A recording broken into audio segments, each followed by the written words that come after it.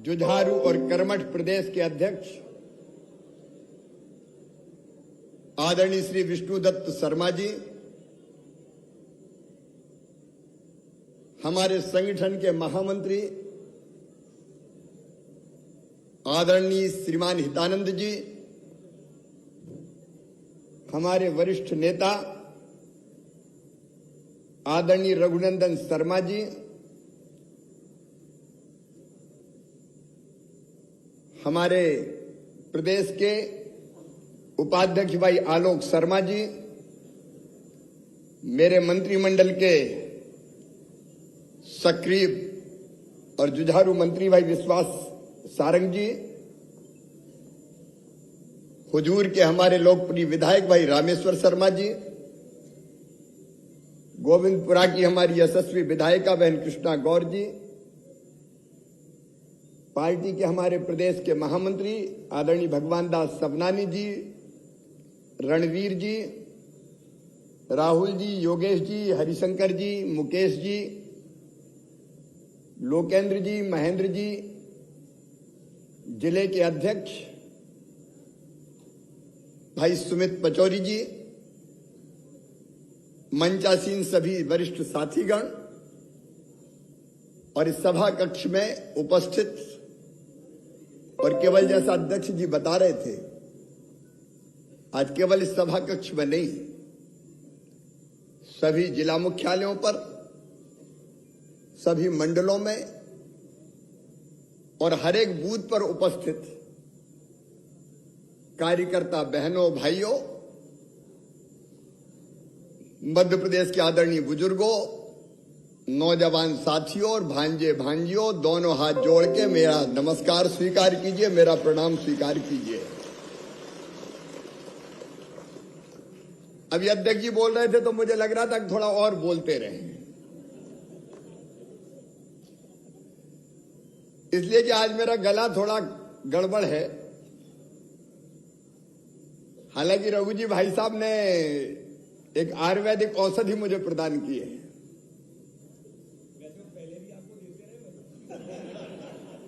अरे वो तो एक बार मैं रूट के चला गया था, जैसे फिर से पकड़ के ले आए थे, लेकिन लगातार बोलते रहने के कारण गला थोड़ा आज गड़बड़ है। गला भी सोचता होगा किस कसाई के पल्ले पड़ गया, सुबह से लेकर रात तक बोलता ही रहता है ये तो। लेकिन अगर बेहतर कुछ कर पाए, देखिए कोई कितने समय मुख्यमंत्री रहा ये महत्वपूर्ण नहीं है, महत्वपूर्ण है कि अगर रहा तो कैसे काम किया, और अगर अच्छा काम किया, जो भी अच्छा किया, तो उसके पीछे ठाकरे जी का आशीर्वाद, उनके छत्र छाया में, उनके स्नेह की छाया में हमने काम करना सीखा। प्रधानमंत्री जी का कुशल मार्गदर्शन और नेतृत्व, भारतीय जनता पार्टी के संगठन का जैसा साथ है वो देव दुर्लभ है, और आप सब कार्यकर्ताओं ने जो सहयोग किया है वो सचमुच में असंभव है। इसलिए अगर श्रेय किसी को जाता है तो वो आपको जाता है। तेरा तुझको अर्पण क्या लागे मेरा।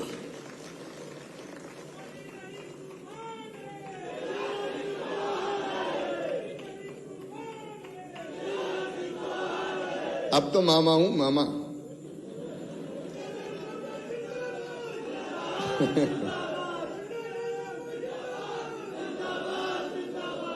सचमुच में अपना संगठन, अपने कार्यकर्ता, ये बुलडोजर भी बहुत पहले से चल रहा है, अभी चर्चा में आया है केवल। अभी बीडी शर्मा जी जब बोल रहे थे तो मुझे 2005 याद आता है। हमारे जो युवा कार्यकर्ता उनमें से कई उस समय बच्चे रहे होंगे। मध्य प्रदेश की धरती पर डकैतों का आतंक था। गड़ेरिया गिरोह, मुकेश को तो पता होगा, जगजीवन गिरोह, ठोकिया ठोकना था।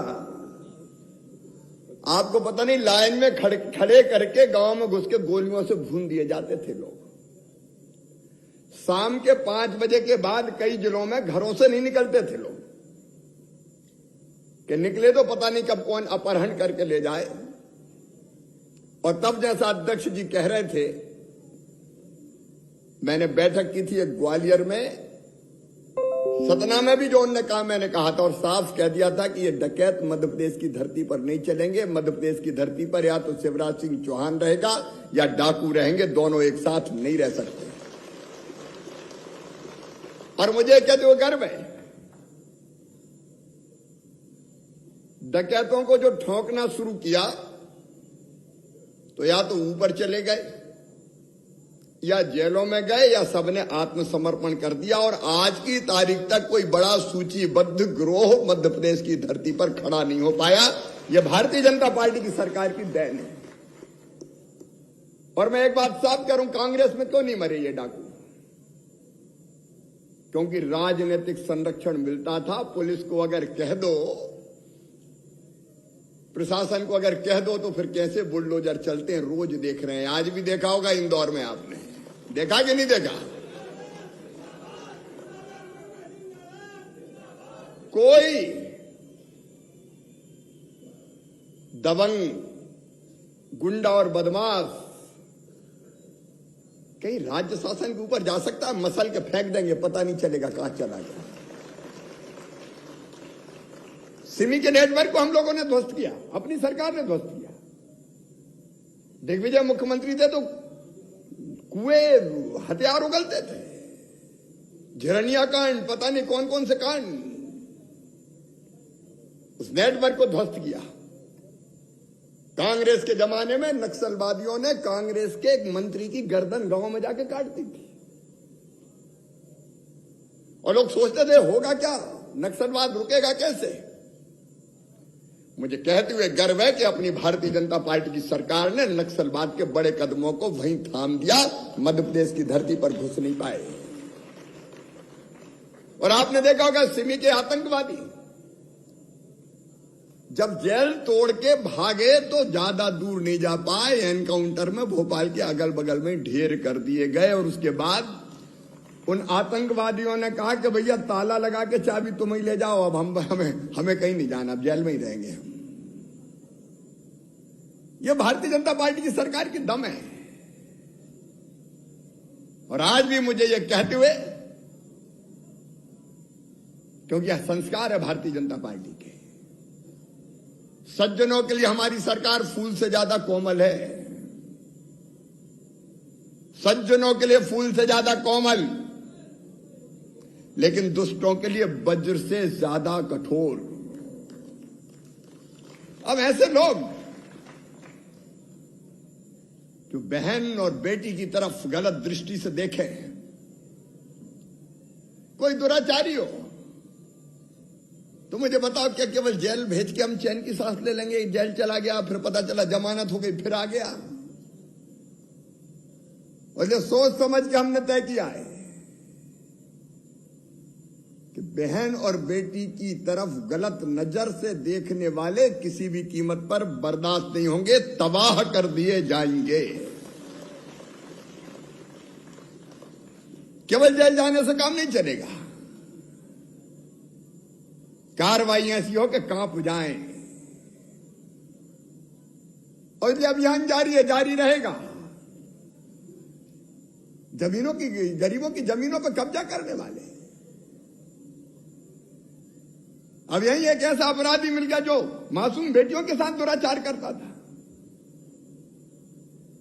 4 आजीवन कारावास की सजा मिली है और सारे आसियाने तोड़ के फेंक दिए। कैसे लोग रहम के काबिल है? और इंसानों के साथ इंसानियत का बर्ताव होगा, लेकिन सठम साक्ष्यम समाचरे, दुष्टों को कुचल दिया जाएगा। वो कार्रवाई जारी रहेगी। अभी मैं दिल्ली से आ रहा हूं।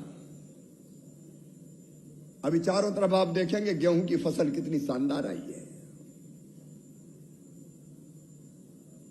आज मैं दिल्ली इसलिए गया था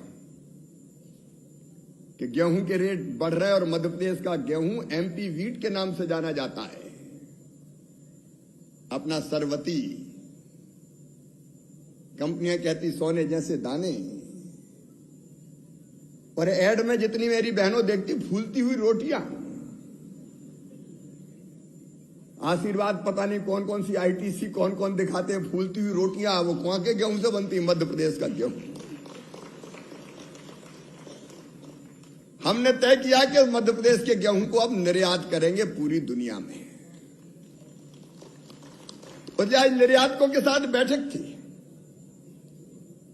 माननीय प्रधानमंत्री जी से चर्चा हुई थी, पीयूष गोयल जी और उनके मंत्रिमंडल के साथ जितनी समस्याएं बताई, एक्सपोर्ट करने के लिए रेलवे के रैक नहीं मिलते,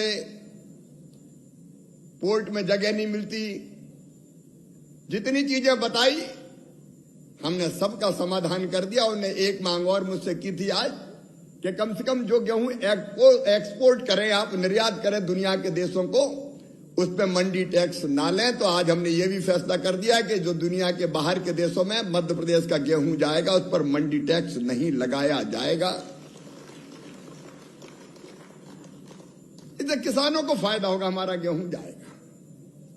देखिए, अपनी दृष्टि है विकास की और जनता के कल्याण की दृष्टि।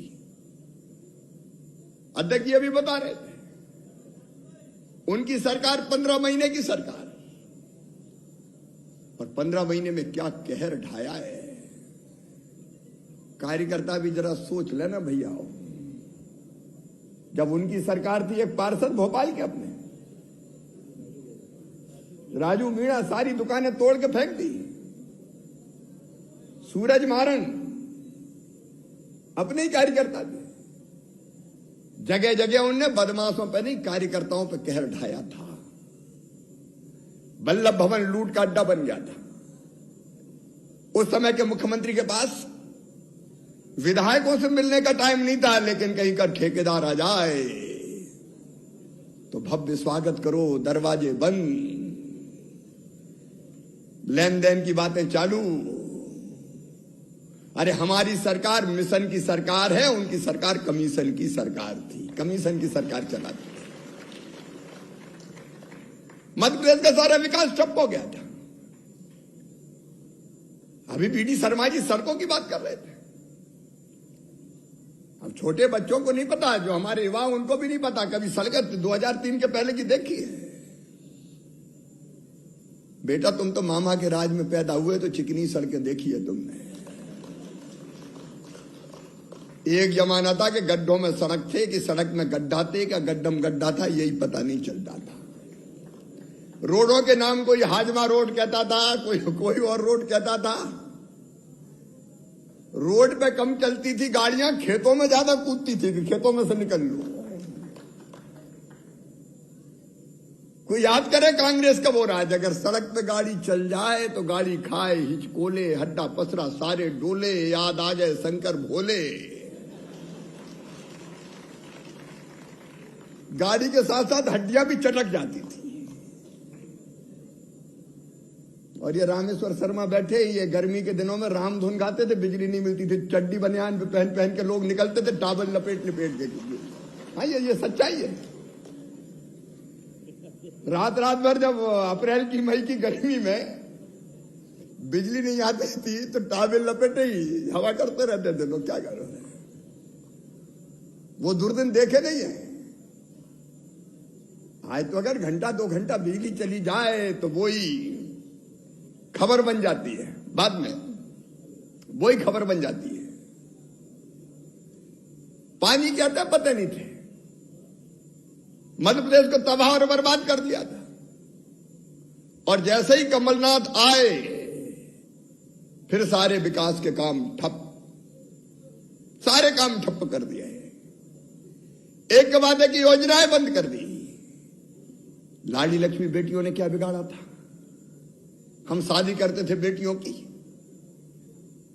27,000 रुपया उस समय देते थे। कमलनाथ कहने लगे नहीं, मैं 51,000 दूंगा। लोग प्रसन्न, कि अब तो 51,000 मिलेंगे, बेटियों की शादी हो गई, बेटियां विदा भी कर दी गई। और कई जगह तो भांजे भांजी का जन्म भी हो गया, लेकिन कमलनाथ का पैसा नहीं आया। तबाह कर दिया पूरे मध्य प्रदेश को। वल्लभ भवन दलालों का अड्डा था। लेकिन आज मुझे कहते हुए सब गर्व है, आज 24 तारीख है, 24 मार्च, 23 मार्च की रात में अपनी दिन तो बनवेन आर्मी थी, मंत्री बहुत दिनों बाद बन पाए थे, लेकिन वो ऐसा भयानक समय था कोविड का। लेकिन कार्यकर्ता बहनों और भाइयों, आपने भी कमाल किया। सेवा ही संगठन, नड्डा जी ने मंत्र दिया, हमारे कार्यकर्ता जुट गए। बसों से पैदल आ रहे थे, उनको सरकार ने बस में बिठाया, कार्यकर्ताओं ने भोजन कराया, चाय नाश्ता पानी, यहां तक के कार्यकर्ताओं ने और हमारे अध्यक्ष ने जूते तक, जिनके नंगे पांव थे उनके पांव में जूते पहनाने का काम किया। अच्छा, पैसा कमलनाथ दादा कुछ छोड़ के ही नहीं गए थे, मामला साफ था। लॉकडाउन लग गया 24 तारीख को, खजाने में पैसा नहीं, टैक्स आने की संभावना नहीं, लेकिन खर्चा कोरोना से निपटने का, गरीबों की रोजी रोटी चलाने का। एक बार तो मैं भी हिल गया था, काम कैसे चलेगा, लेकिन जहां चाह होती वहां राह निकल जाती है। मुझे कहते हुए गर्व है कि गरीबों के खाते में पैसा डालना हो, किसान के उत्पादन को खरीदना हो, बच्चों को स्कॉलरशिप देना हो, किसी काम के लिए पैसे की कमी नहीं आने दी, किसी काम के लिए। आज कांग्रेस चिल्लाते कर्जा ले लिया, कर्जा ले लिया। तुम तो कर्जा लेके घी पीते थे, हमने तो कर्जा लेके जनता की सेवा की है, और कर्जा भी उतना ही लिया है जितना भारत सरकार ने सीमा तय कर रखी है। मैं प्रधानमंत्री जी को धन्यवाद दूंगा, उनका अभिनंदन करूंगा। 1 रुपया किलो गेहूं हम देते थे, एक व्यक्ति को 5 किलो तक। प्रधानमंत्री जी ने तय किया 5 किलो फ्री देंगे, 1 रुपया में 10 किलो गेहूं। एक नहीं अनेकों कदम उठाए गए, और दूसरी लहर जैसी भयानक थी, आप सबने देखी है। अभी भी याद आती तो रोंगटे खड़े हो जाते हैं। रात रात भर जगते थे हमारे विधायकों के, रात रात भर जिलाध्यक्षों के, पदाधिकारियों के फोन आते थे, फलाने अस्पताल में ऑक्सीजन 2 घंटा की बची है बस। प्रधानमंत्री जी ने भी कमाल कर दिया, ऑक्सीजन एक्सप्रेस रेल चल गई, खाली टैंकर भेजे गए एयरफोर्स के विमानों से, और रेल में भरा के भरे भरे टैंकर आ रहे हैं। रेमडेसिविर इंजेक्शन, दवाइयों की व्यवस्था। उस कठिनतम समय में भी यह प्रयास किया कि कैसे भी जनता की जिंदगी बचे, और सबसे बड़ा काम हुआ जिसके लिए प्रधानमंत्री का ताली बजा के आप अभिनंदन कीजिए, वैक्सीन बनाने का काम। इतने लोग आज बैठे पूरे मध्य प्रदेश में मुझे सुन रहे हैं। बताओ, प्रधानमंत्री नरेंद्र मोदी जी की सरकार के पहले भारत की किसी सरकार ने कभी किसी महामारी की वैक्सीन बनाई थी क्या? अरे जोर से बताओ, बनाई थी क्या? हम निर्भर करते थे, अमेरिका बना दे, रूस बना दे, चीन बना दे, जर्मनी बना दे, हम तो उनसे फिर ले लेंगे। लेकिन नरेंद्र मोदी जी ने वैज्ञानिकों की टीम बनाई, और 1 साल के अंदर वैक्सीन बन गई, और 181 करोड़ लोगों को वैक्सीन लगा दी गई। आज जो हम सुरक्षित हैं, तीसरी लहर में जो असर नहीं हुआ कोविड का, उसका सबसे बड़ा कारण है ये कोविड की वैक्सीन जो मोदी जी ने बनवाई। मोदी जी का अभिनंदन, हमारे वैज्ञानिकों का अभिनंदन। सबने लगवा ली कि नहीं लगवाई? हाथ उठाओ कौन कौन ने लगवाई। और अब तो 12 से 14 साल के बच्चों को लगाई जा रही है। कांग्रेस के लोगों ने, बाकी हमारे विरोधियों ने बहुत भ्रम फैलाया, लगवा मत लेना, पता नहीं मोदी जी क्या लगा दें, बचोगे कि नहीं बचोगे, भ्रम फैलाने की कोशिश की। और बाद में अंधेरे में राहुल गांधी हो, चाहे अखिलेश भैया हो, चाहे मायावती हो, सब लगवाया है। पहले लोगों में भ्रम फैला देते, उसने जनता की जिंदगी को हम सुरक्षित कर पाए। मुझे वो दृश्य भी याद आते हैं, कई लोग हमें छोड़ के चले गए, उनके मासूम छोटे छोटे बच्चे, माता की मृत्यु हो गई, पिता की मृत्यु हो गई, कहां जाएं, क्या करें ये बच्चे। तब हमने तय किया कि वो बच्चे केवल उस परिवार के बच्चे नहीं, हमारे बच्चे हैं, और हमारे रहते हुए कोई बच्चा अनाथ कैसे हो सकता है। उन बच्चों को 5,000 रुपया महीना पेंशन दे रहे हैं, 5,000 रुपया महीना दे रहे हैं, निःशुल्क राशन दे रहे हैं, पढ़ाई की व्यवस्था कर रहे हैं। और आज मैं कहना चाहता हूं प्रदेशवासियों से, मुझे कहते हुए गर्व है कि जब तक वो बड़े नहीं हो जाएंगे और काम धंधे से नहीं लग जाएंगे, तब तक ये पैसा हम उनको देते रहेंगे, ये मदद हम करते रहेंगे। कई योजनाएं, कोविड योद्धा जैसी योजनाएं, इनकम पर नियुक्ति जैसी योजनाएं, कोविड में काम करने वाले हमारे काम करते करते शहीद हो गए, वैसे भाई और बहनों के लिए हमने चलाई। और एक बात और आज कह रहा हूं, भोपाल में पूरा प्रदेश सुन रहा है, हमारे कई बच्चे कोविड के अलावा भी अगर उनके माता पिता नहीं है तो उनकी जिंदगी कठिनाई में गुजरती है। कुछ दुष्ट उनका दुरुपयोग करते हैं, कोई भीख के काम में लगाने की कोशिश करता है, कोई बुरी आदत लगा के बुरे धंधों में फंसाने की कोशिश करता है। इस सरकार में हमने फैसला किया है, मध्य प्रदेश की धरती पर कोई बच्चा अनाथ नहीं होगा। मामा और इस सरकार के रहते हुए कैसे अनाथ होगा? मुझे हर जिले में निर्देश दिए गए कैसे बच्चों को रेलवे स्टेशन पे, बस स्टैंड पे मिले, समझाएं। कई बच्चे मानते नहीं, बाद में भाग जाते हैं। एक बार हमने सबको लेके आए, उनमें से कुछ बच्चे भाग गए, लेकिन उनको समझा के बुझा के उनकी जिंदगी को भी बेहतर बनाने की कोशिश करेंगे। आज मैं प्रदेशवासियों को और विशेषकर कार्यकर्ता बहनों और भाइयों को एक बात और गर्व के साथ बताना चाहता हूं। कोविड के इस कठिन काल में मध्य प्रदेश की विकास दर इस साल 19.7% रही है, हिंदुस्तान में सबसे ज्यादा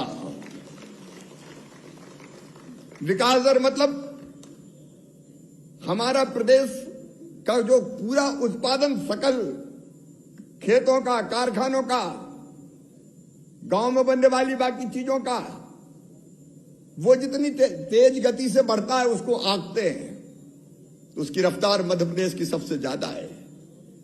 मैं ये भी बताना चाहता हूं, कांग्रेस के राज में 13-14 हजार रुपया प्रति व्यक्ति आए थी 2003 के पहले।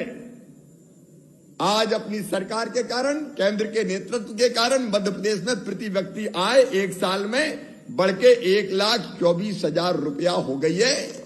ये भारत सरकार के आंकड़े। पूरी देश की अर्थव्यवस्था में पहले मध्य प्रदेश का योगदान 3.6% था, अब बढ़ के 4.6% हो गया है। हमारा निर्यात लगातार बढ़ रहा है और उसको बढ़ाने की हम कोशिश करते रहेंगे। कांग्रेस को किसानों की बात करने का हक ही नहीं है। कर्जा माफ क्या तो दिया, लेकिन कुल कितने का किया? 6,000 करोड़ का, और उनमें भी आधे बैंकों को पे डाल दिए कि आधे तुम दो। सहकारी बैंक बर्बाद कर दिए। मैं कहना चाहता हूं मध्य प्रदेश वासियों से और कार्यकर्ता बहनों और भाइयों से, 2 साल में 1,72,000 करोड़ रुपया किसान के खाते में हमने डाले पूरे मध्य प्रदेश में। कितने डाले?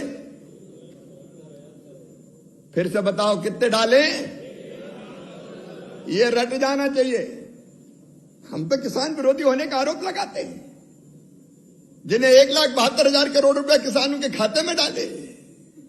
ये कमलनाथ, तुमने तो 0% ब्याज का कर्जा बंद कर दिया था, हमने वो कर्जा देना फिर शुरू कर दिया। मैं हैरत में रह गया। मध्य प्रदेश के किसान भाइयों और बहनों को बताना चाहता हूं, कमलनाथ की सरकार ने फसल बीमा योजना का प्रीमियम जमा नहीं किया था। 2,200 करोड़ रुपया प्रीमियम ही जमा नहीं किया था। आते ही कोविड काल में हमने वो प्रीमियम जमा किया। रबी का अलग, खरीफ का अलग, 2,200 करोड़ एक बार, 3,000 करोड़ एक बार, और किसान को 9,000 करोड़ रुपया फसल बीमा का पैसा उस कोविड के काल में दिलाने का काम किया, दोनों फसलों का मिला के। इनकी कर्जा माफी 6,000 करोड़ की, जो आधे बैंकों के थे, और हमने 2 साल में 17,000 करोड़ रुपया फसल बीमा योजना के किसानों के खाते में डाल दिए। 17,000 करोड़ रुपया। बिजली पे सब्सिडी 15,000 करोड़ रुपया हमने किसानों को दी। 6,000 रुपया प्रधानमंत्री जी देते हैं हर साल 3 किस्तों में। तो मेरे मन में आया कि चौथी बार बनाए मामा 4,000 तू भी डाल, तो 6 और 4 10,000 हो गए। अगर किसानों के काम गिनाऊंगा तो आधी रात हो जाएगी, लेकिन मैं कार्यकर्ताओं के पास ये आंकड़े चाहिए। अध्यक्ष जी पूरी सीट 1,72,000 करोड़ की अपन नीचे तक भेजेंगे ताकि कार्यकर्ता बताए कि कितना किसानों के खाते में डाला। अभी गरीबों की बात अध्यक्ष जी कर रहे थे। गरीब की जरूरत क्या है? आज पूरे प्रदेश के गरीब बहनों और भाइयों से कहना चाहूंगा, रोटी, कपड़ा, मकान, पढ़ाई, दवाई और रोजगार का इंतजाम। रोटी के लिए सस्ता राशन कभी दिया था क्या कांग्रेस ने? इतने सालों तक राज करती रही। कांग्रेस ने नहीं दिया, भारतीय जनता पार्टी की सरकार ने दिया। और मकान के मामले में आज मैं फिर कहना चाहता हूं, शहरों गांवों, यह भारतीय जनता पार्टी की सरकार है। गांव में हमने तय किया है, प्रधानमंत्री जी के नेतृत्व में प्रधानमंत्री आवास योजना, जिसमें 60% पैसे प्रधानमंत्री जी भेजते हैं, 40% प्रदेश की सरकार डालती है। इस साल हमने 10,000 करोड़ रुपए का बजट रखा है। एक साल में 10 लाख मकान बना के गरीबों को दे दिए जाएंगे, एक साल में। दूसरे साल फिर 10 लाख बनाएंगे, तीसरे साल फिर 10 लाख बनाएंगे। अभी 24 लाख बन चुके हैं। 5 लाख से ज्यादा मकानों का प्रधानमंत्री जी के हाथों गृह प्रवेशम का कार्यक्रम होगा। लेकिन यह संकल्प है अपना कि मध्य प्रदेश की धरती पर 3 साल में कोई गरीब कच्ची झोपड़ी में नहीं रहेगा, सबके पक्के मकान बना दिए जाएंगे। यह मैं ग्रामीण क्षेत्र का बता रहा हूं। शहरी क्षेत्र का अलग है। 5 लाख के आसपास मकान कंप्लीट हो चुके हैं। और शहरों में भी हर एक को हम जमीन देके अलग मकान बनाने में जगह के कारण कठिनाई है, लेकिन मल्टी बिल्डिंग बना के उसमें पक्का मकान सबको उपलब्ध कराने का अभियान जारी रहेगा। ये भारतीय जनता पार्टी की सरकार है। और एक और योजना, मुख्यमंत्री भू आवासीय अधिकार योजना, कार्यकर्ताओं से कहना चाहता हूं, इस योजना के बारे में ध्यान से सुन लेना। कई जगह हम गए तो लोगों ने हमें कहा, ग्रामीण क्षेत्र में भी कहा, कि एक घर में 25-25 आदमी रह रहे हैं, जरा सी टपरिया है। तो उनका 25 कैसे रह रहे हैं? बोले थी तो एक दादाजी की, उनके 4 बेटा होता है, 4 बहुएं घर में आ गई, उनके बेटा बेटी हो गए, अब उनकी शादी हो गई, अब इतने हो गए कि रहे कहां ये तो बता दो। उसी दिन हमने तय कर दिया कि एक परिवार के पास रहने के लिए एक प्लाट तो होना चाहिए, कम से कम छोटा। परिवार का मतलब पति, पत्नी और उसके बच्चे। होना चाहिए कि नहीं होना चाहिए रहने की जगह? जोर से बताओ, होना चाहिए कि नहीं? और इसलिए ऐसे परिवारों का अभी रजिस्ट्रेशन किया जा रहा है। सबका रजिस्ट्रेशन करके हर परिवार को ग्रामीण क्षेत्र में प्लाट उपलब्ध करवा दिया जाएगा। और जो माफियाओं की जमीन छुड़ा रहा हूं, 21,000 करोड़ की 21,000 एकड़ हो गई है। इस जमीन पे गरीबों के मकान बनाए जाएंगे, गरीबों में बटेगी ये। ठीक है कि नहीं है? शहरों में भी जो मुक्त करा रहे हैं उन्हें प्राथमिकता गरीबों के मकान बनाने की। शहरों में मल्टी बनाएंगे, गांव में जहां और शासकीय जमीन मिलेगी उस पे भी आवास के लिए जगह दी जाएगी। भगवान ने पैदा किया तो इतनी जमीन तो यार हिस्से में छोड़ी होगी कि अपना छोटा सा मकान बना के रह सके। क्या कांग्रेस ने कभी सोचा? कोई मुझे बता दे। गरीबों के मकान, हर घर में पीने के पानी की व्यवस्था, शहर में बहुत कुछ है, लेकिन गांव में पाइपलाइन के जरिए शौचालय हो, रसोई गैस का कनेक्शन हो, और एक योजना और गरीबों के इलाज की योजना। और इसलिए आयुष्मान कार्ड बन रहे हैं। कार्यकर्ताओं से निवेदन करना चाहता हूं, जहां नहीं बने हो, पात्र गरीब रह गए हो, वहां भी अभियान चला के आयुष्मान कार्ड बनाएंगे। आयुष्मान कार्ड में प्राइवेट अस्पताल जो चिन्हित होंगे उनमें भी 5 लाख रुपए तक का इलाज हर साल फ्री में परिवार का करा के दिया जाएगा। कोई बताए कांग्रेस ने कभी किया क्या? गरीब की जिंदगी बदलने का अभियान अगर चल रहा है तो भारतीय जनता पार्टी की सरकार में चल रहा है। एससी हो, एसटी हो, अनुसूचित जाति, जनजाति, पिछड़ा वर्ग हो, समाज का कोई वर्ग हो, किसी वर्ग को नहीं सोचा। वो योजनाएं अगर मैं गिनाऊंगा तो लंबा समय हो जाएगा। अनुसूचित जनजाति के लिए भगवान बिरसा मुंडा के जन्मदिन पर जनजाति गौरव दिवस हो, या टंटा मामा का बलिदान दिवस हो, या जनजाति महापुरुषों के नाम पे अलग अलग स्थानों का नाम रखने का काम हो, या फिर उनकी जिंदगी बदलने की योजनाएं बनानी हो, एक नहीं 14 योजनाएं हमने बना के दी जो उनकी जिंदगी बदलने का काम कर रही है। कांग्रेस ने तो पिछड़े वर्ग के साथ भी चोट की थी। कागज पे लिख दिया 27%, उनको पता था होना है नहीं, स्टे हो गया, कभी प्रयास ही नहीं किया। लेकिन पिछड़े वर्ग के भी हम साथ खड़े हुए और सामान्य वर्ग कल्याण आयोग बना के सामान्य वर्ग के बहनों और भाइयों को भी बराबरी पे लाने पे का संकल्प लिया। तो भारतीय जनता पार्टी की सरकार ने लिया, कोई को नहीं छोड़ा। सामाजिक न्याय लेकिन सामाजिक समरसता के साथ, यह हमारा मूल मंत्र है। मेरी बहनें बैठी है, पूरे प्रदेश में भी बहनें सुन रही होगी। बहनों की जिंदगी बदलने का गंभीर प्रयास कब कांग्रेस की सरकार ने किया, कोई बता तो दे। यह भारतीय जनता पार्टी की सरकार है जिसने तय किया।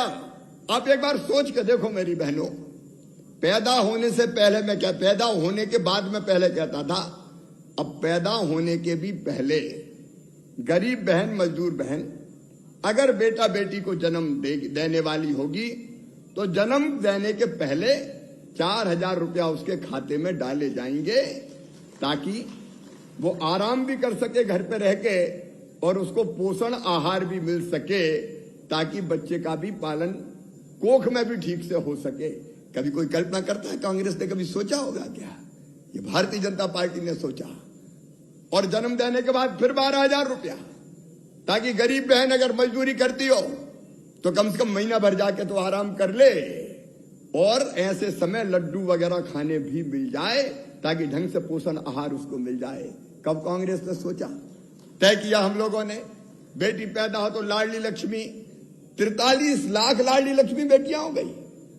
और अब 2 मई के दिन लक्ष्मी लाडली दिवस मनाया जाएगा मध्य प्रदेश में। उस दिन पूरे प्रदेश में लाडली लक्ष्मी सम्मेलन होंगे। माता पिता और लाडली लक्ष्मी, अरे जिन बेटियों को गोद में मैंने खिला खिला के प्रमाण पत्र बांटे थे लाडली लक्ष्मी के, वो अब कॉलेज में जब मैं पहुंचता हूं कहती मामा तुम्हारी लाडली लक्ष्मी 2005-6 में जो पैदा हुई, आज उसकी उम्र देखो कितनी हो गई। अब वो कॉलेजों में पढ़ रही है, 12वीं पढ़ रही है, 11वीं पढ़ रही है। और तय किया कि 6वीं पास करके 5वीं पास करके 6वीं में तो 2,000, 8वीं पास करके 9वीं में तो 4,000, 10वीं पास करके 11वीं में जाए तो 6,000, 11वीं 12वीं में और उनको छात्रवृत्ति। और अब एक बेटी ने मुझे कहा कि मामा आप कॉलेज में आ गए, अब तो हमने कहा कि कॉलेज की शिक्षा भी लाडली लक्ष्मी बेटियों की निःशुल्क करवाई जाएगी ताकि उनके भविष्य को बेहतर बनाने का काम कर सके। एक बार मेरी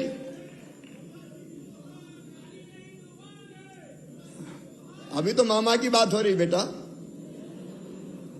अच्छा मेरी बहनों, 2-3 चीजें तुम सुनो। अपन ने तय किया स्थानीय निकाय के चुनाव में 50% सीटों पर केवल बहनें लड़ेगी, भाई नहीं लड़ेंगे। अब मैं तुम्हें राज की बात बताऊं, जब ये फैसला हमने किया तो अकेले में लड़ते थे। कई पुरुष मुझसे कहते कहा ये घरों में रहने वाली, ये घूंघट वाली, ये क्या राज चला पाएगी, ये क्या कर रहे हो, गड़बड़ हो जाएगी, ये ठीक से चला ही नहीं पाएगी। अरे मैंने कहा कई आदमी भी ठीक से नहीं चला पाते, इसमें कौन सी बड़ी बात है। हमने जिद करके ये फैसला किया और आज मुझे कहते हुए गर्व है कि महापौर जैसे पदों पर सुशोभित होने वाली बहनें चमत्कार करके उनने मध्य प्रदेश में दिखाया है। विकास में कोई कसर नहीं छोड़ी, अब पार्षद बनती है। अब कई भाइयों का नंबर जरूर कट गया, वो थोड़े बहुत गुस्सा होंगे मुझसे। अच्छा गांव में तो अजब हालत होती थी, घर के बाहर निकलने नहीं देते थे। घूंघट, चूल्हा, रोटी, साहब चुनाव लड़ेंगे जरा 50 आदमियों का खाना बना दो। लेकिन अब कई बार साहब को बैग पकड़ के घूमना पड़ता है। लोग कहते हैं सरपंच पति जा रहे हैं। पार्षद पति भी हो गए हैं आज। अब देखो कितना बड़ा परिवर्तन आया। अगर ये एक परिवर्तन नहीं होता तो बताओ क्या राजनीतिक सशक्तिकरण बहनों का होता? क्या नहीं हो सकता था। एक बड़ा परिवर्तन हुआ है। दूसरा फैसला किया हमने शासकीय नौकरियों में कि शिक्षकों की नौकरी में 50% रिजर्वेशन। अब बहनें पढ़ा रही हैं हमारी। एक बात आज और बताता हूं, पुलिस में हमने तय किया 30% बेटी की भर्ती करेंगे। मैं सच कह रहा हूं, पुलिस वालों ने इतना विरोध किया कमरे में, क्या कर रहे हैं सर, ये क्या करेंगी, ये कुछ नहीं कर पाएंगी, ऐसा हो जाएगा वैसा हो जाएगा। लेकिन जब पुलिस की यूनिफॉर्म में बेटियां डंडा उठाती है तो अपराधी कांप जाते हैं, अपराधी कांप जाते हैं। चारों तरफ आपको दिखाई देती होंगी हमारी बहनें सुरक्षा के काम में भी लगी है। ये बहुत सोच समझ के किया। मैं विशेषकर बहनों से कहना चाहता हूं, राजनीतिक सशक्तिकरण, सामाजिक सशक्तिकरण, शैक्षणिक सशक्तिकरण, शिक्षा की व्यवस्था और सेल्फ हेल्प ग्रुप बना के आर्थिक सशक्तिकरण। अभी फैसला किया हमने कि इंदौर और भोपाल में दोनों जगह महिला उद्यमियों के लिए अलग इंडस्ट्रियल क्लस्टर बनाया जाएगा ताकि महिला उद्योगपति निकले बड़ी संख्या में। इधर वाले गुस्सा तो नहीं हो रहे? उधर ताली बज रही, इधर भी बजाओ ना।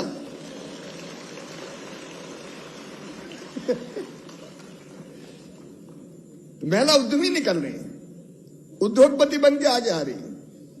अब बिना इस आर्थिक सशक्तिकरण के कैसे काम चलेगा?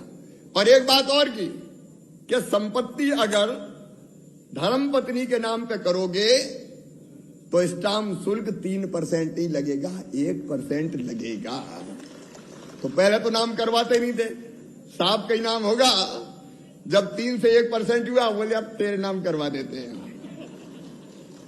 तो कई जगह संपत्ति बहनों के नाम हो गई। अब मेरे लिए ये देख के मन में देखिए बराबरी कब होगी? तब जब आर्थिक, सामाजिक, राजनीतिक सब सशक्तिकरण होगा। और इसलिए एक नहीं, ऐसी अनेक योजनाएं, मैं बहुत विस्तार में नहीं जाऊंगा। महिला सेल्फ हेल्प ग्रुप जो चमत्कार कर रहे हैं, अद्भुत काम कर रहे हैं, एक नई ताकत उभर रही है। 40 लाख बहनें महिला सेल्फ हेल्प ग्रुप में है। हमने एक फैसला किया 2000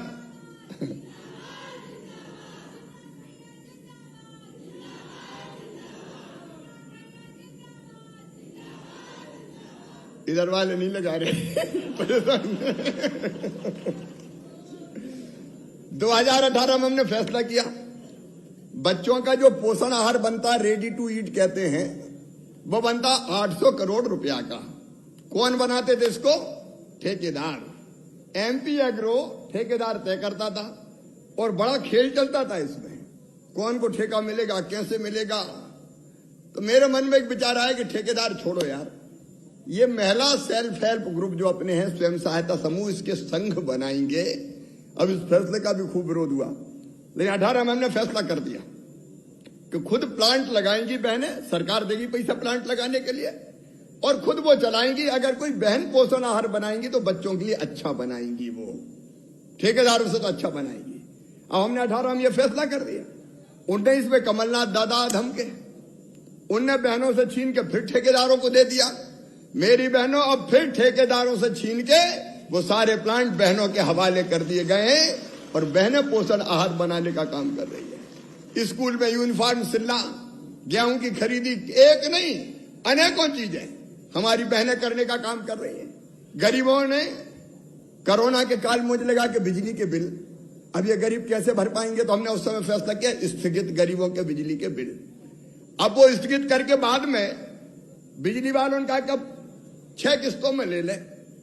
अब 6 किस्तों में अगर नहीं दो तो वो सरचार्ज लग जाता है, और सरचार्ज लगता है तो बहुत बिल बड़ा हो जाता है, तो बड़े बड़े बिल आते हैं। गरीबों की तकलीफ को देखते हुए, गरीब मतलब 88 लाख लोगों के बिल थे ये 6,400 करोड़ रुपए के। वो 6,400 करोड़ रुपए के बिल अब गरीब नहीं भरेगा, मामई भरवाएगा, भारतीय जनता पार्टी की सरकार भरवाएगी। गांव में, शहरों में शिविर लगा के उन बिलों को ठीक करवा ले, कार्यकर्ता उस काम में जुट जाए ताकि हम गरीबों को यह राहत भी दिला सकें। मेरे बहनों और भाइयों, एक नहीं, केवल गरीब नहीं, नौजवान बेटा बेटियों, रोजगार और शिक्षा हमारी बड़ी समस्या है। एक बात साफ सुन लेना, जो कमलनाथ ने योजना बंद कर दी थी, हमने तय किया, अरे ये योजना समाज के हर वर्ग के लिए है, कोई भेदभाव नहीं, सबके लिए। हमने तय किया कि जितने विद्यार्थी संबल योजना के अंतर्गत आते हैं, मतलब गरीब और निम्न मध्यम वर्गीय परिवारों के आते हैं, वो किसी जाति समाज के हों, वो सामान्य हो, वो पिछड़े हो, वो ओबीसी हो, वो अल्पसंख्यक हो, कोई भी वर्ग के हो, बिना किसी भेद के हमने तय किया कि उनकी पढ़ाई की फीस उनके माता पिता नहीं भरवाएंगे, मामा भरवाएगा, भारतीय जनता पार्टी की सरकार भरवाएगी। अब ये संबल योजना ही बंद कर दी कमलनाथ। बीच में वो पैसा भराना बंद हो गया था और संबल में से कई नाम काट दिए। अब कार्यकर्ता सुन लें, जो जायज नाम संबल से काटे गए हैं वो सब के सब जोड़ने के लिए पोर्टल फिर से चालू किया जा रहा है ताकि वो नाम जुड़ सके। और आपकी भी ड्यूटी है कि जो जायज नाम है, ईमानदारी से जो पात्र है, उनके नाम जुड़ जाएं। बच्चों की पढ़ाई की फीस, बिजली का बिल 100 रुपया में, उससे लगा के अनेकों बीमार हो जाए तो इलाज की व्यवस्था, और पढ़ाई में भी केवल साधारण नहीं, मेडिकल कॉलेज और इंजीनियरिंग कॉलेज की भी पढ़ाई करेंगे तो प्राइवेट मेडिकल कॉलेज की फीस होती है 7 लाख 8 लाख रुपया साल, वो फीस भी मम्मी पापा नहीं, मामा ही भरवाएगा, भारतीय जनता पार्टी की सरकार भरवाएगी। देखो, अपने प्रदेश में अगर बच्चा मेधावी है, टैलेंट है, इंटेलिजेंट है, तो उसको मन महसूस के ना रह जाना पड़े कि काश मेरे माँ बाप के पास भी पैसा होता तो मैं भी बड़ा मुकाम हासिल कर लेता। ये व्यवस्था भारतीय जनता पार्टी की सरकार करेगी। ये संबल योजना अब फिर से पुनर्जीवित करके नए स्वरूप में फिर से चालू करने का हम काम करेंगे। इन्वेस्टमेंट आ रहा, उसके बारे में मैं विस्तार से नहीं कहना चाहता। नए नए उद्योग धंधे लग रहे हैं, एमएसएमई छोटे छोटे उद्योगों को भी हम बढ़ावा दे रहे हैं। लेकिन एक बात मैं पूरे प्रदेश के सामने रखना चाहूंगा, हमने तय किया है महीने में एक दिन रोजगार दिवस के रूप में मनाएंगे। देखिए, रोजगार का मतलब एक सरकारी नौकरी, वो हम निकाल रहे हैं। अभी तक 44,000 भर्तियां हम कर चुके हैं और मैं फिर आश्वस्त करना चाहता हूं प्रदेश के बेटा बेटियों को कि लगभग 1 लाख पदों पर और भर्ती की जाएगी। अभी आपने देखा पुलिस के फिर से निकल गए, 6,000 की भर्ती हो गई, फिर 6,000 के निकल गए। अच्छा, पुलिस के मामले में भी एक बात और सुनो, केवल लिखित परीक्षा होने लगी। तो लिखित परीक्षा में क्या होता है? लिखित परीक्षा में दौड़ भाग तो देखते नहीं है कि कौन ने कमरे में बैठ के पढ़ाई करी। तो एक बात हमारे दिमाग में आई कि देखो भैया, अगर चोर डाकू को पकड़ना है तो दौड़ना भी पड़ेगा, भागना भी पड़ेगा, जंगलों की खाक भी छाननी पड़ेगी। अब जो कमरे में बैठ के बहुत अच्छे नंबर ला रहा है, क्या वो ये काम कर पाएगा? कर पाएगा क्या? और देखो भैया, ये लिखा पढ़ी में तो अंग्रेजी पढ़ने वाले बच्चे आगे निकल जाएंगे। कल्लू, मन्ना, चन्ना, जुम्मन, उनके बेटा बेटी कहां से आएंगे? बताओ, आएंगे कहेंगे? अब ये भी षड्यंत्र ही है कि ज्यादा पढ़े लिखों के आ जाए। अरे भैया, कम से कम पुलिस वुलिस में तो गरीबों के भी आ जान दो यार।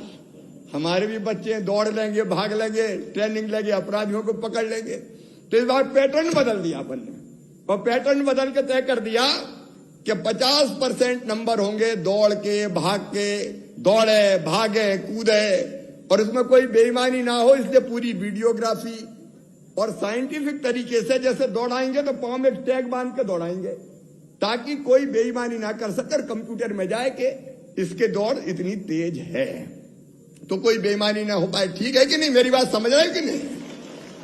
और नहीं तो ज्यादा पढ़े लिखे आ गए तो सिपाही बेचारे, हेड कांस्टेबल बेचारे, गरीबों के ही बच्चे नहीं पाएंगे बन पाएंगे। तो अब जो 6,000 भर्ती निकल रही, उस पर यह योजना लागू। और एक काम और सुनो, मतलब मैं बहुत सोचता रहता हूं, मन में बेचैनी भी होती है। धीरे धीरे ऐसा दिमाग बना दिया कि अंग्रेजी के बिना काम नहीं चल सकता। अरे दुनिया भर में देखो भैया, रूस में रूसी, रसियन भाषा, जर्मन में जर्मनी में जर्मन भाषा, जापान में जापानी भाषा अपने ऐसा बना दिया। और ये भी षड्यंत्र है। ये पढ़े लिखे जो कुछ संपन्न परिवार अंग्रेजीदा होते हैं वो कहते हैं अपने बच्चे तो पब्लिक स्कूलों में पढ़ जाते हैं तो अंग्रेजी की गिटपिट चलने दो, तो गरीबों की आय नहीं पाएंगे, मध्यम वर्गीय रह जाएंगे। और उस चक्कर में गरीब भी मार पढ़ा रहा है सरकारी स्कूल छोड़ के, चलो यार अंग्रेजी में पढ़ाओ, अंग्रेजी में पढ़ाओ, अंग्रेजी में पढ़ाओ। अब हमने तय कर दिया है मध्य प्रदेश की धरती पर हिंदी में पढ़ाई होगी। विश्वास से आप बैठे हुए, मेडिकल की पढ़ाई भी हिंदी में हिंदुस्तान में सबसे पहले अगर की जाएगी तो मध्य प्रदेश की धरती पे की जाएगी।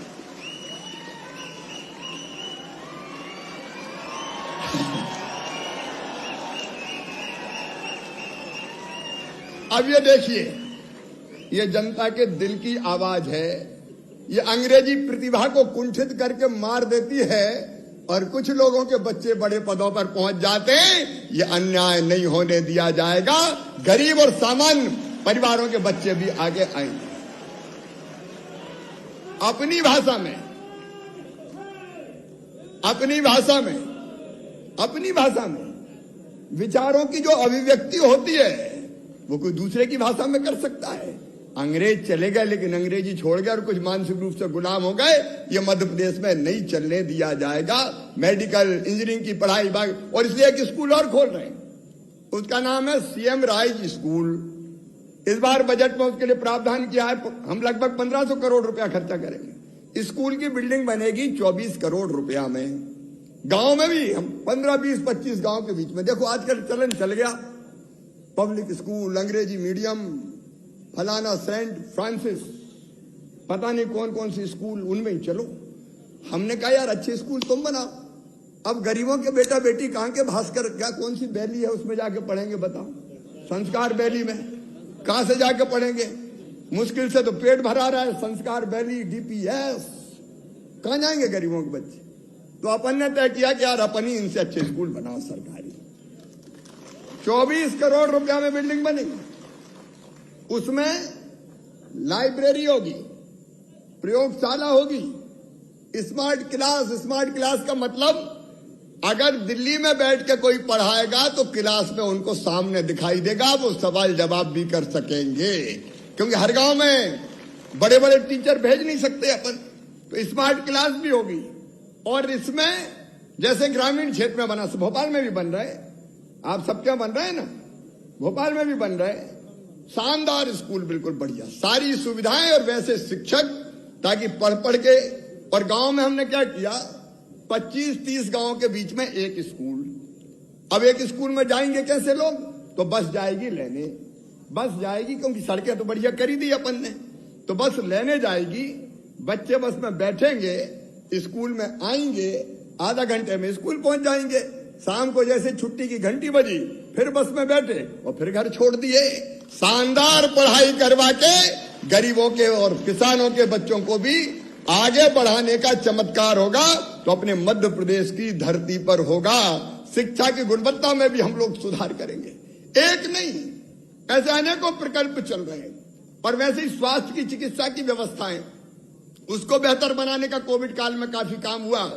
उसके बहुत विस्तार में जाके मैं बात नहीं करूंगा, लेकिन वो काम भी हम कर रहे हैं। रोजगार की बात कर रहा था मैं, एक सरकारी नौकरियों में रोजगार, दूसरे मेरे बेटा बेटियों निराश मत होना रे। रोजगार की व्यापक योजना बनाई है। रोजगार के लिए महीने में एक दिन रोजगार दिवस। हमने 12 जनवरी को स्वामी विवेकानंद जी की जयंती पर रोजगार दिवस का कार्यक्रम किया था और 5,26,000 लोगों को पूरे मध्य प्रदेश में मिला के बैंकों से स्वरोजगार का लोन, जिसमें हमने सब्सिडी दी, वो हमने दिलवाया। कितने? 5,26,000 को। फिर हमने 16 फरवरी को किया, 16 फरवरी को 5,04,000 को दिलाया। और अब है 31 हो गई, 29 प्रधानमंत्री जी का कार्यक्रम 31 हो गई ना, नहीं 29 का, चूंकि पीएम का कार्यक्रम 29 को हो गया। अब 31 तारीख को फिर रोजगार दिवस के रूप में मना के हम फिर लाखों युवाओं को रोजगार से लगाने का काम करेंगे। सरकारी नौकरी जितनी संभव उतनी सरकारी नौकरी, लेकिन सरकारी नौकरी के अलावा भी रास्ते हैं तो उन सबका उपयोग करेंगे। और मेरे बच्चों को मैं कहना चाहता हूं, हम अप्रैल के महीना में एक योजना लॉन्च कर रहे हैं, उसका नाम है उद्यम क्रांति योजना। इस योजना में 1 लाख रुपए से लेके 50 लाख रुपए तक का लोन बच्चों को अपना काम धंधा शुरू करने के लिए दिया जाएगा। 1 से लेके 50 लाख तक, जिसका जैसा प्रोजेक्ट होगा। और लोन जब बैंक के पास लेने जाते हैं तो वो कहते पहले गारंटी दो, कहते कि नहीं कहते? अरे कहते कि नहीं? तो बैंकों को गारंटी अब तुम्हारे मम्मी पापा नहीं देंगे, मामा भारतीय जनता पार्टी की सरकार से दिलवाएगा। गारंटी हम लेंगे, ब्याज की सब्सिडी हम देंगे, सब्सिडी सरकार भरे, उसका बड़ा हिस्सा, और वो लोन चुकाते हुए अपना काम धंधा खड़ा कर ले। बोलो ठीक है कि नहीं है? तो धीरे धीरे रोजगार से लोगों को लगाना है। हमने जो छोटे छोटे रोजगार करने वाले हैं, फल बेचने वाले, सब्जी बेचने वाले, चाय की दुकान वाले, पान की गुमटी वाले, समोसा बेचने वाले, छोटे छोटे व्यवसायी, उनके लिए प्रधानमंत्री जी कोविड काल में लेके आए प्रधानमंत्री स्ट्रीट वेंडर योजना। उसमें 0% ब्याज पे, मतलब अगर तुम्हें 10,000 लेना है तो साल भर में 10,000 वापस करना है। जरा आप ईमानदारी से बताना, अगर प्राइवेट साहूकार के पास 10,000 रुपया ले लो तो कितने वापस देना पड़ता है? कितना देना पड़ता है? डबल से ज्यादा देना पड़ता है कि नहीं? तो आप बताओ, अगर 10,000 मिल गए, सब्जी भाजी की दुकान लगा ली और साल भर में 10 देना है, तो अच्छा है कि बुरा है? जोर से बताओ, अच्छा है कि बुरा है? और 10 वापस कर दिया तो फिर 20,000 मिलेंगे, वो भी बिना ब्याज के। और 20 वापस किए तो फिर 50,000 मिलेंगे, वो भी बिना ब्याज के। तो धीरे धीरे अपना काम खड़ा होता चला जाएगा। जो चाहेगा उसको बेरोजगार नहीं रहने दिया जाएगा। गांव में मुख्यमंत्री, हाँ बात करेंगे तुमसे भी, गांव में भी, ग्रामीण क्षेत्र में भी मुख्यमंत्री ग्रामीण पथ विक्रेता योजना वो बनाने का काम किया है। और अब तक 5 लाख से ज्यादा तो पीएम स्ट्रीट वेंडर में मिल गया, और 4.5 लाख के आसपास लोगों को, 4.5 लाख लोगों को ये ग्रामीण स्ट्रीट वेंडर में मिल गया। तो कुल मिला के कैसे रोजगार के साधन खड़े किए जाए, उस दिशा में सरकार लगातार काम कर रही है। नगरों का विकास, ग्रामों का विकास, आज विकास की बात मैं नहीं कर रहा, वो तो लगातार चल रहा है। एक बात बताऊं, मैं अकेली सड़कें मध्य प्रदेश में एक साल में केंद्र की और राज्य की मिला के 31,000 करोड़ रुपया सड़कों के निर्माण पे खर्चा किया जाएगा। 31,000 करोड़ रुपया। सिंचाई की योजनाएं लगातार बनती चली जा रही है, जो किसानों की जिंदगी बदलने का काम कर रही है। एक नहीं, ऐसे अनेकों प्रकल्प, बिजली हो, सिंचाई हो, बाकी साधन हो, ये तो लगातार बढ़ाने का काम हम करते ही रहेंगे। और इसके साथ साथ सुशासन देने का प्रयास, तो एक अद्भुत दिशा है भारतीय जनता पार्टी की सरकार की। प्रधानमंत्री जी के कई संकल्प हैं। उन्होंने कहा कि आत्मनिर्भर भारत, तो हमने कहा आत्मनिर्भर भारत के लिए आत्मनिर्भर मध्य प्रदेश, और उस रोड मैप पे हम चल रहे हैं। मैं 2-3 बातें और कहूंगा, क्योंकि बाकी विकास के काम गिनाऊंगा तो चर्चा बहुत लंबी हो जाएगी। एक, हमने तय किया, देखिए अपना मध्य प्रदेश है, स्वच्छता में हमारा नंबर 3 है। भोपाल भी नंबर 2 आ गया था एक बार इंदौर के बाद, लेकिन बाद में थोड़ा पीछे चला गया। आप बताओ, अपने शहर साफ होना चाहिए कि नहीं होना चाहिए? जोर से बताएं। होना चाहिए, अपने शहर साफ होना चाहिए। प्रधानमंत्री जी ने अभियान चलाया, और इसलिए हमने एक कार्यक्रम हाथ में लिया है, गांव का और शहरों का गौरव दिवस। वो दिन एक दिन मनेगा, भोपाल का 1 जून को मनेगा, भोपाल का 1 जून को बनेगा। हम अपने शहर का विकास करेंगे तो जन भागीदारी से भी कुछ करेंगे। हम खुद क्या कर सकते हैं अपने शहर के लिए, वो तय करेंगे। गांव के लिए खुद क्या कर सकते, कम साफ तो रख सकते हैं, अपना घर घर की गली साफ रख सकते हैं, साल में 1 पेड़ लगा सकते हैं, गांव की आंगनबाड़ी ठीक चले, शहर की आंगनबाड़ी ठीक चले, जिस स्कूल में हम पढ़े उस स्कूल को ठीक चलाएं, वो काम तो हम कर सकते हैं। तो ऐसे छोटे छोटे कामों के लिए गांव और शहर अपना अपना गौरव दिवस तय करें, ताकि हम लोग अपने गांव को और बेहतर बना पाए और अच्छा बना पाए। एक और योजना थी अपनी मुख्यमंत्री तीर्थ दर्शन योजना। अप्रैल के महीना में मुख्यमंत्री तीर्थ दर्शन योजना बुजुर्गों के लिए फिर से चालू कर दी जाएगी। फिर से ट्रेनों में बैठ बैठ के, घर से बसों में बैठ के आएंगे, ट्रेन में बैठाएंगे और सब तीर्थ दर्शन करने जाएंगे। वैसे ही बेटियों की शादी पूरे प्रदेश के लिए कर रहा हूं। कन्या विवाह योजना अब जैसे ही मुहूर्त कब से दो तीन दिन बाद, 4 दिन बाद, अब धूमधाम से बेटियों की फिर से सरकार शादी करवाएगी। सरकार के रहते हुए किसी बेटी के माता पिता को ये सोचना पड़े कि बिटिया की शादी के लिए क्या करें, उसके लिए उनको तरसना नहीं पड़ेगा। और इसलिए पुरानी जितनी योजनाएं वो चालू करना, कई नई योजनाएं बनाना और समाज के हर वर्ग के जिंदगी में हम कैसे खुशहाली लाएं, इस बात का प्रयास करना ये भारतीय जनता पार्टी की सरकार कर रही है। दिल्ली में अपने प्रधानमंत्री नरेंद्र मोदी जी के नेतृत्व में यह अभियान चल रहा है और मुझे बताते हुए खुशी है कि केंद्र सरकार की कई योजनाओं में भी मध्य प्रदेश नंबर 1 पे काम कर रहा है, नंबर 1 है। और आप सबके सहयोग से, प्रदेशवासियों के सहयोग से, कार्यकर्ता बहनों और भाइयों के सहयोग से मैं आपको विश्वास दिलाता हूं, मध्य प्रदेश को आगे बढ़ाते हुए हम देश में नंबर 1 और दुनिया में अलग स्थान रखने वाला राज्य बनाएंगे। यह भारतीय जनता पार्टी की सरकार का लक्ष्य है। और इसलिए केवल 2 साल पूरे हो गए ये पर्याप्त नहीं है। 2 साल में कितना परिवर्तन अपन लाए, 2 साल में अपन कितना बदलाव लाए। बताओ, 2 साल अपनी सरकार नहीं होती, कांग्रेस की होती तो अब तक क्या हाल होते, क्या हाल होते अब तक? तबाह हो जाता प्रदेश। लेकिन आज शान से प्रदेश आगे बढ़ रहा है। गरीब हो, माताएं बहनें हो, बच्चे हो, नौजवान हो, समाज का हर एक वर्ग उसके कल्याण की योजना बनाते हुए हम आगे बढ़ रहे हैं। मैं यही निवेदन करना चाहूंगा कार्यकर्ता बहनों और भाइयों से कि आप इन योजनाओं को जमीन पर उतारने में जहां सहयोग की जरूरत है आप सहयोग करें। 29 तारीख को 5 लाख से ज्यादा लोगों का गृह प्रवेशम होगा। हर पंचायत में कार्यक्रम होंगे। 11:30 बजे कार्यक्रम प्रारंभ होगा। प्रधानमंत्री जी का भाषण 12:30 बजे होगा। हर पंचायत में, हर जिले में, मंडल में कार्यक्रम होगा। उन कार्यक्रमों को भी आप सफल बनाएं और गांव-गांव की अंत्योदय समिति हो या बूथ कमेटियां भी हो, वो सब इन कामों में लग के मध्य प्रदेश को आगे बढ़ाने में सहयोग करें। मैं फिर कह रहा हूं, स्वच्छता अभियान को सब सफल बनाइए ताकि मध्य प्रदेश को स्वच्छता में नंबर 1 पे ले जाके हम खड़ा कर दें। मध्य प्रदेश से आगे कोई ना रहे।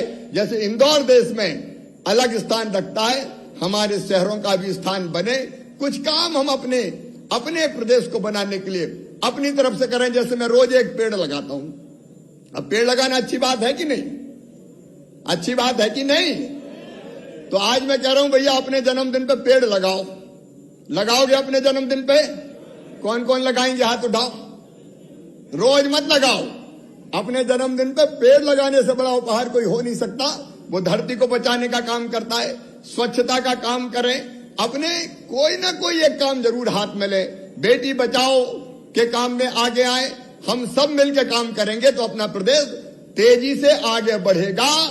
और जो अपने यहां कहा गया है कि सब सुखी रहें, सब निरोग रहें, सबका मंगल हो, सबका कल्याण हो, समृद्ध विकसित मध्य प्रदेश बने और आत्मनिर्भर भारत के लिए आत्मनिर्भर मध्य प्रदेश बना के हम अपनी जनता को सुखी करके अपनी जिंदगी को धन्य कर लें। अगर अपनी जनता के लिए बेहतर कर पाए तो अपना जीना सार्थक हो पाएगा, अपना बनना सार्थक हो पाएगा। इन कामों में आप सबका सहयोग चाहिए। सबका सहयोग मिलेगा और जोर से सबका सहयोग मिलेगा। तो आइए हम सब मिलकर अपने मध्य प्रदेश को बनाने में अपना जो बेहतर योगदान हो सकता है वो करने का भी संकल्प लें। उठाइए मेरे साथ दोनों हाथ, बांधिए मेरे साथ दोनों मुट्ठी और फिर मेरे साथ बोलिए। केवल यहाँ भोपाल में नहीं, हर बूथ पे, हर मंडल पे, हर जिले में बोलिए, भारत माता की, भारत माता की, भारत माता की। बहुत बहुत धन्यवाद। धन्यवाद आदरणीय मुख्यमंत्री जी। सब कार्यकर्ता अपने मुख्यमंत्री जी का स्वागत करना चाहते थे, पर समय की अपनी मर्यादा है। मैं चाहूंगा एक बार अपने स्थान पर खड़े होकर जोरदार करतल ध्वनि के साथ पुनः अपने